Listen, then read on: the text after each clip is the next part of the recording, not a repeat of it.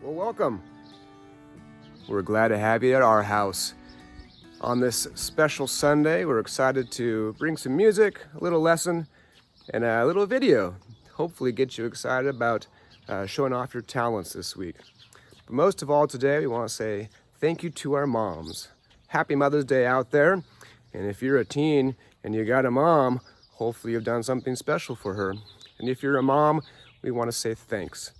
Thanks for all you've done for each of us, getting us up in the morning, getting us fed, getting us out the door, and making sure we're matching.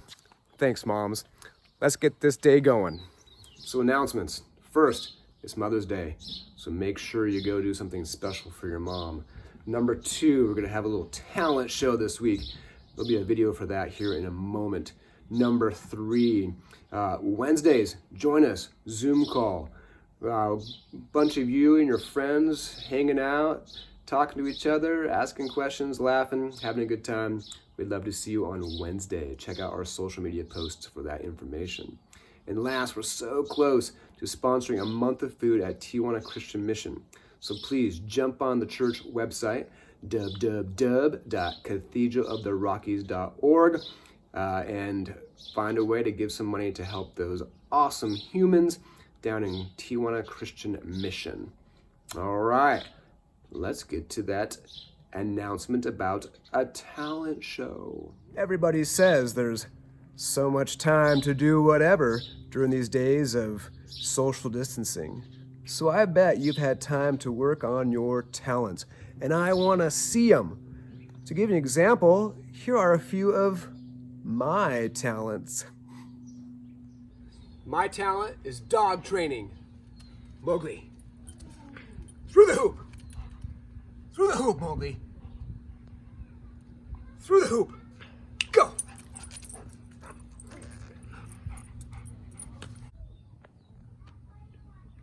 My talent is hula hooping.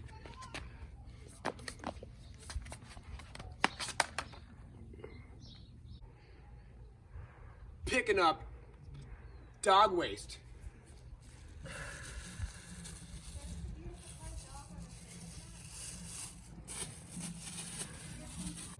Eating a bowl of mac and cheese in under 10 seconds. Marks, cassette, go. It is easy.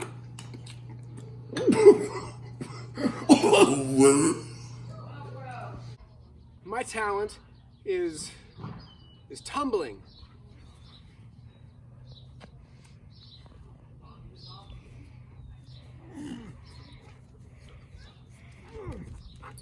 Talent is juggling.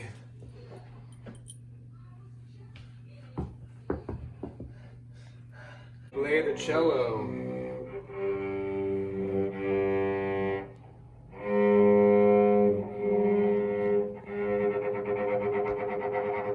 My talent is lifting weights and getting swole.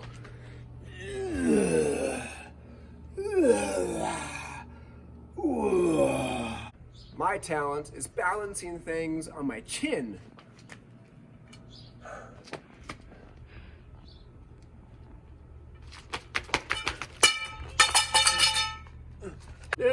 No.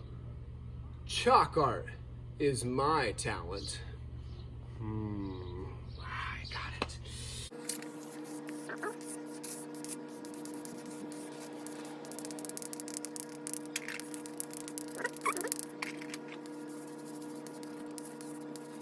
Obviously, my skill is Fortnite. Why am I running? What's happening? That's the storm. I'm in the storm. Let's cut some trees.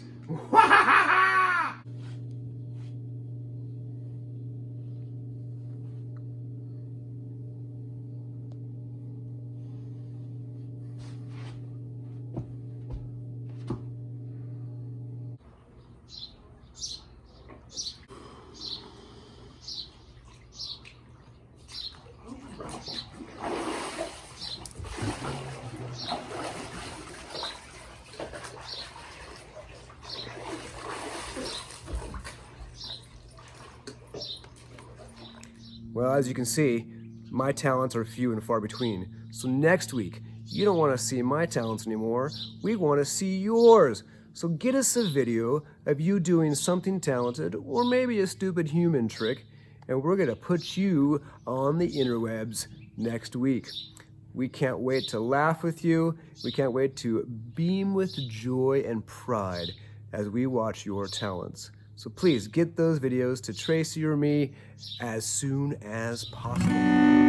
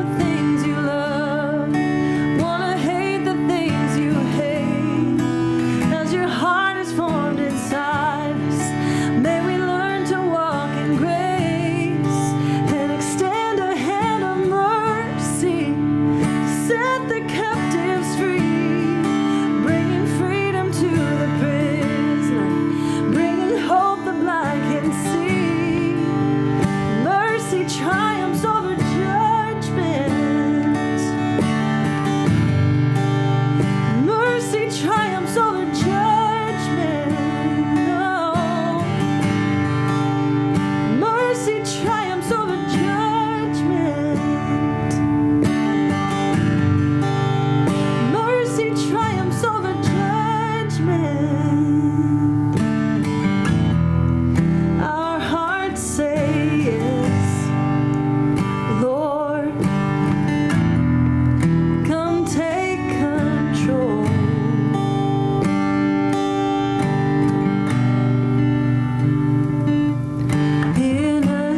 In us, come have your way, oh Lord, in us, your way.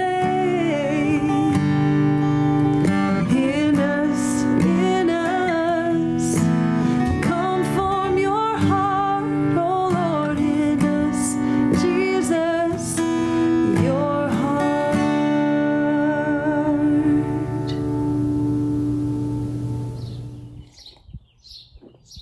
Well, I hope you've enjoyed listening to Lane and some of our friends bring you incredible music every Sunday. Let's dive into a little lesson. For the last couple weeks, we've been talking about two brothers who have been invited to a party.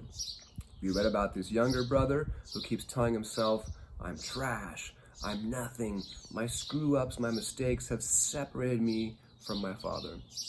Then we have this older brother, and he keeps telling himself that he deserves more, that he's worthy of praise. And he says, the only way I can get into the family is somehow by earning it. But for both those brothers, the father wants to tell them a different story. He wants to tell them, my sons, you have always been mine. Everything I have is yours. Come to the party.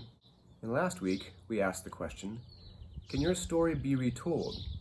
And if that's possible, is it possible that somehow, some way, the story of everything, war, disease, oppression, poverty, famine, heartache in your own life, heartache in the lives of those around us, is it possible the story of all things can be retold and brought back together to a unity through the love, the life, the death, and resurrection of Jesus Christ? Is this possible? And do you believe this is happening? And if you do believe this is possible, what would it look like to live this way? What would it look like to live like this is true? And would living like that make your life better? In John 10:10, Jesus says, I came that they may have life and have it abundantly. And in the Lord's Prayer, we read that Jesus commands us to pray, thy kingdom come, thy will be done on earth as it is heaven. This is the party, the life abundant, to accept the retelling of your story and begin to live abundantly, a life that helps to bring heaven here to earth. In his book, Love Wins, Rob Bell writes, Jesus invites his students of life, his disciples, to learn from him how to live in God's world, God's way, now, bringing heaven to earth. It's God's intention for us to grow in generosity, forgiveness, honesty, courage, truth-telling, and responsibility, so that these things take over our lives, and we take part more and more and more and more and more in the life of heaven now. Now, when I was in college, I was obsessed with the question, what is God's plan? I wanted to see it written across the heavens in fire or fireworks somehow, right? Or maybe get an email from heaven that fully explained, hey, Eric, here is God's plan. And this morning, I want to share with you guys something that took half of my life for me to learn. And that is that God's plan for the world is you. So, you are God's plan. How do we live into that? Step one, God made you to be you. You got to recognize that you're a gift. Also got to recognize that life is a gift. Yeah, life can be terrible, life can be hard, life can be gut-wrenching, life can be challenging. But we want to encourage you guys to choose hope, to choose love, to choose gratefulness, forgiveness, joy. But most of all, I want you to hear that you are a gift. You, just as you are. Max Ehrman has a quote that goes something like this: if you compare yourself with others, you'll always be vain or bitter, because there will always be lesser or greater persons than yourself. So stop stressing, stop worrying that you aren't that person. God made you with special gifts, your own personality, your own passions, and these are what He wants to use to fulfill His plan for the world.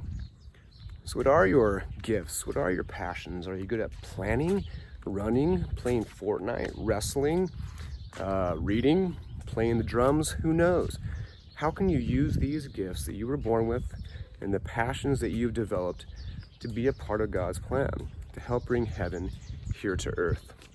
When you screw up, mess up, get scared, wish you were more courageous, turn those into a prayer. Turn those questions into words sent to your Father in heaven. Finding your gifts and passions and how they fit into God's plan. It might take time, it might take hard work, it might take serious intention, but it's worth those sweat and tears. So step 2, do the next right thing. The founder of our faith, John Wesley, had these 3 what he called general rules for us to live by. The first one was, do no harm. He said that in all your words and deeds and actions, make sure you don't harm the other, whether that's emotional, physical, or whatever. And the second rule was, do all the good that you can. So what are you going to do? How are you going to use your passions and gifts to bring heaven here to earth? Are you going to volunteer? Are you going to befriend the lonely kid in school? Some friends of ours, Alyssa Reichel, her and her family have been making these rocks with cool pictures on them or maybe inspirational words. And they've been sneaking into people's yards and leaving them around their yards at night. And then the adults or the kids get to find them the next day and get a little bit of a laugh, a smile, a word of inspiration. Maybe you could do that too. What else could you do? Maybe you're an organizer. Maybe you want to put together a food drive, a donation drive, a Fortnite marathon. You raise money for something. You raise money for the most vulnerable in your community. Many scholars think that Jesus' disciples may have been teenagers just like yourself, late teens, maybe early 20s. And what does he do? In the end of the book of Matthew, he takes his disciples to a hill and he says, go out to all the world and make disciples of all men. Tell them about me. And then what does Jesus do? He leaves them. He leaves his mission. He leaves his story. He leaves his plan in the hands of these teenagers. In the Bible, we see a God that believes in you. You can do it. Now, will you be the next Mother Teresa? Will you be the next Gandhi? Will you be the next Harriet Tubman? Or maybe even the next Bill Gates, who gives away $45 billion? Oh, I don't know. Maybe you will. Maybe you won't. But either way, we see a story of a God who continues to say, I believe in people. So what are your gifts? What are your passions? And how are you going to use those to answer that question, is there a life before death? And last, to steal a famous advertising line, just do it. Just do it. Put your gifts and passions to work, helping to bring heaven here to earth. I just finished this book by Scott Harrison. And Scott was a party animal in his 20s. That was his job, throwing parties in New York. But recognizing he felt kind of hollow and empty, he wanted to do something different. So he eventually founded a nonprofit called Charity Water. It's an organization that raises money to build drinking water wells around the world. In their 13 or so years of existence, Charity Water has raised $450 million, funding 51,000 water projects in 28 countries, bringing 11 million people water who didn't have it beforehand. In his book, he quotes his mentor, Dr. Gary Parker, and Dr. Gary says this. He says, Scott, God isn't looking for Mr. and Mrs. Super Christian. He's looking for people who are courageous enough to obey that little voice in their head telling them to help another human being. God isn't asking for you to do everything. He's asking you to do the 2 or 3 things that you can and leave the other 8 to God. Remember, actions, not words, are what people need from us. So just do it. Put your passions into action. At the end of his book, Scott says this: if your work is in the service of others, if you are compassionately pursuing an end to the suffering of people less fortunate than you, then your work will never be in vain. He goes on to say, make your something whatever you want. Maybe it's start an organization. Maybe it's working with his organization. Whatever it is, though, he says, whatever it is, my hope is that you will give your time, your talent, and your money to make things better for others, to end their needless suffering, because there's so much of that needless suffering in the world. So, are you going to come to the party? God's retelling your story and the story of everything, and God hopes you will take this rendition of your story and run with it. Use your gifts and passions to help bring the kingdom of God here to earth. And the surprising way that God wants to do this is through you.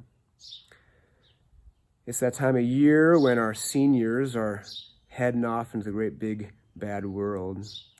And this year, the end of high school seems a little more sudden, but also a little more kind of anticlimactic. So maybe all of us need to hear this, but especially our seniors. The God of the universe is whispering to each of us, you are my plan. I made you to be you exactly as you are. And God's inviting each of us to do the next best thing. But that takes action. So what are you going to do to harness your gifts, your passions, your education, all that is you, to help bring heaven here, now, to earth? So to end with Rob Bell again, Rob writes, God is with you, God is for you, and God has a purpose for you in the world. Welcome to the party.